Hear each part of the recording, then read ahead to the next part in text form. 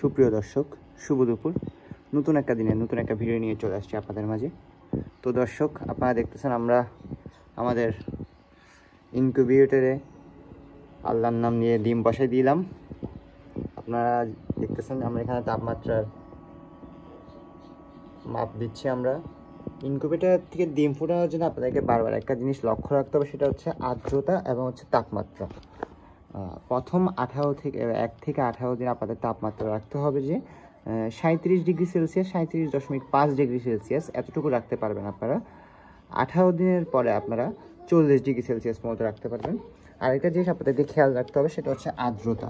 আর্দ্রতার ব্যাপারটা হচ্ছে আপনারা সবসময় একটা বাটির মধ্যে ওখানে পানি দিবেন। যখন দেখতেছেন যে আর্দ্রতাটা বেড়ে যাচ্ছে, আর্দ্রতা সবসময় রাখবেন যে 50 থেকে 55-র মধ্যে আর্দ্রতাটা রাখার চেষ্টা করবেন। আর একটা হচ্ছে যে যখন 18 দিন পর আর্দ্রতা 60 থেকে 65% রাখার চেষ্টা করবেন।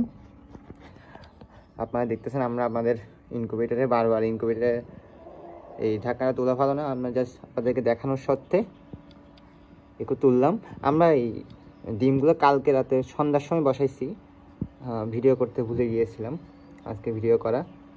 আপনাদেরকে আরেকটা জিনিস বলবো, আপনারা যখন ডিম বসাবেন ইনকিউবেটরে, তার মধ্যে আপনার একটা জিনিস, আপনারা প্রথমে আপনার ডিমগুলো ব্যাকটেরিয়া মুক্ত করে নেবেন, হ্যাক্সিসল, স্যাভলন এগুলো দিয়ে পরিষ্কার করে নেবেন।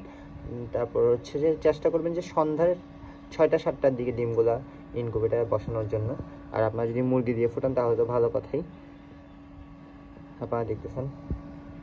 তো দর্শক, আবার যদি ভিডিও ভালো লাগে ভিডিওতে অবশ্যই লাইক করবেন। আমাদের চ্যানেল যারা এখনও সাবস্ক্রাইব করবেন সাবস্ক্রাইব করবেন। কমেন্ট করে বলবেন আপনারা কীরকম ইনকিউবেটর দিয়ে মুরগির ডিম ফোটান। আমি প্লাস্টিকের এই ইনকিউবেটরটা ব্যবহার করছি, অনেকে ককসিটের ব্যবহার করে। আমি জানি না কোনটা ভালো। ইনশাল্লাহ 21 দিন পর রিভিউ দিব আপনাদেরকে। তো দর্শক, আজকের মতো ভিডিও এখানে শেষ। ভিডিও ভালো লাগলে ভিডিওতে অবশ্যই লাইক করবেন। আমাদের চ্যানেল নতুন হলে অবশ্যই সাবস্ক্রাইব করবেন। ভালো থাকবেন, সুস্থ থাকবেন। আসসালামু আলাইকুম ওয়া রাহমাতুল্লাহ।